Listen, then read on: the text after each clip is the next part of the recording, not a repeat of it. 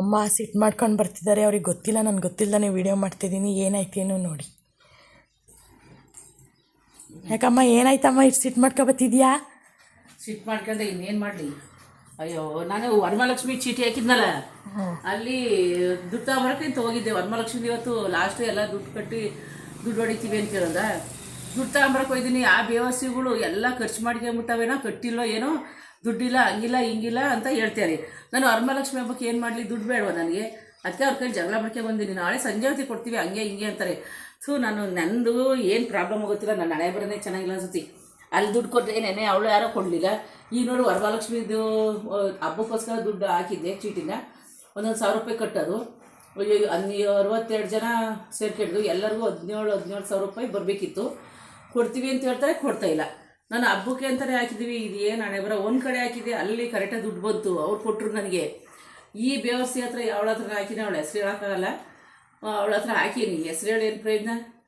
ನನ್ನ ಹಣೆ ಬರೋದೇ ಚೆನ್ನಾಗಿಲ್ಲ ಅನ್ಸುತ್ತೆ. ನಾನು ಏನು ಮಾಡೋಕ್ಕೆ ಹೋದರೂ ಕೆಟ್ಟದೇ ಆಗುತ್ತೆ. ಒಳ್ಳೇದು ಮಾಡೋಕ್ಕೆ ಹೋದರೆ ಕೆಟ್ಟದ್ದು ಮಾಡ್ಬೇಕು ಇನ್ಮೇಲೆ. ಅತ್ಲಾಗಿ ಈ ಒಳ್ಳೇದು ಮಾಡಿ ಮಾಡಿ ಮಾಡಿ ನನ್ನ ಹಣೆ ಬರೋಕ್ಕೆ ತಂದಿಟ್ಕೊಂಬಿಟ್ಟಿನಿ. ಏನು ಜನಗಳು ಇವತ್ತಿನ ಕಾಲದಲ್ಲಿ ಯಾರು ನಂಬೋದು, ಯಾರು ಬಿಡೋದು? ಒಳ್ಳೆ ಥರನೇ ನಾಟಕ ಮಾಡ್ತಾರೆ. ದುಡ್ಡು ಇಸ್ಕೊಬೇಕು ಅವ್ರು ಅಷ್ಟೇ, ಸಂಘ ಕಟ್ಟಬೇಕು ಅವ್ರು ಅಷ್ಟೇ. ನಮ್ಮ ದುಡ್ಡು ನಾವು ಕಟ್ಬಿಟ್ಟು ದುಡ್ಡು ಕೊಡ್ರೆ ಇದ್ರೆ ಯಾರು ಕೊಡ್ತಾಯಿಲ್ಲ. ನಾನು ಏನು ಮಾಡಲಿ, ಯಾರಿಗೋಗಿ ಕೇಳಲಿ?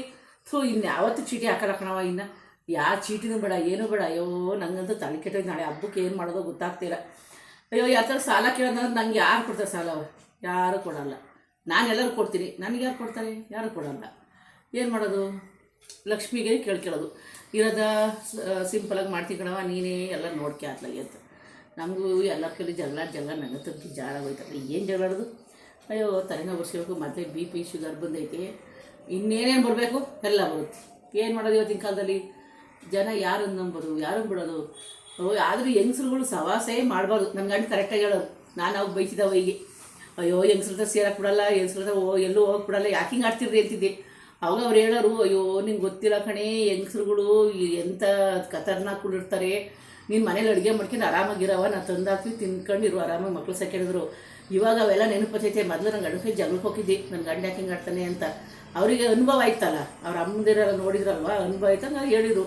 ಈಗ ಅದಕ್ಕೆ ಅಲ್ಲ, ಇನ್ನು ಯಾವ ಜನನೂ ಬೇಡ, ಯಾವ ಸಂಘೂ ಬೇಡ, ಏನು ಬೇಡ. ಅದೇ ದುಡ್ಡು ತಗೊಂಡೋಗಿ ಬ್ಯಾಂಕಿಗೆ ಹಾಕ್ಕೊಡ್ತೀನಿ.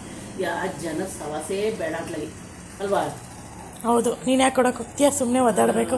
ಏನು ಒದ್ದಾಡಬೇಕು ಅಂದರೆ ಇಲ್ಲಿ ಏನು ಮಾಡೋದು? ಏನೋ ಒಂದು ಅಕ್ಕಿಗಳು ಗೂಡ್ತಾರ ಒಂದು ಸೇವಿಂಗ್ ಮಾಡೋಣ. ಮನೇಲಿದ್ದರೆ ಎಷ್ಟಿದ್ರು ಖರ್ಚಾಗೋಗ್ಬಿಡುತ್ತೆ. ಆಮೇಲೆ ಬ್ಯಾಂಕಲ್ಲಿರೋ ದುಡ್ಡು ಅಲ್ಲೇ ಈ ಥರ ತಗೊಂಬಿಡೋಣ ಅನ್ನೋದಿರುತ್ತೆ. ಹಂಗಾಗಿ ನಾನು ಹಿಂಗೆ ಚೀಟಿ ಅವು ಇವು ಹಾಕಿಡಿರ್ತೀನಿ. ಅಲ್ಲಿ ಕರೆಕ್ಟಾಗಿ ಕೊಡೋರು ಕೊಡ್ತಾರೆ. ಇವಳು ಅವಳ ನನಗೆ ಈ ಸರಿ ಮೋಸ ಮಾಡ್ತಾರೆ. ವರ್ಷ ಕರೆಕ್ಟಾಗಿ ಕೊಡೋರು ಅಲ್ಲಿ. ಈ ಸರಿನೇ ಏನೋ ಅವಳೆಲ್ಲ ತಿನ್ಕೊಬಿಟ್ಟಾಳೆ. ಅವಳಿಗೆ ಪಾಪರ ಆಗ್ಬಿಟ್ಟಾಳೆ. ಅದಕ್ಕೆ ಸಂಘ ಮಾಡೋಳು. ಪಾಪರಾಗಿ ಎಲ್ಲ ದುಡ್ಡು ಅವಳೇ ತಿನ್ಕೊಂಡು ನಮ್ಗೆ ಏನೋ ಕೊಡ್ತಾರೆ. ಏನು ಮಾಡ್ತೀನಿ ನೀನು? ವಿಡಿಯೋ ಎಲ್ಲ ಮಾಡಿದೆ? ತೆಗಿ ಕೊಡೆ.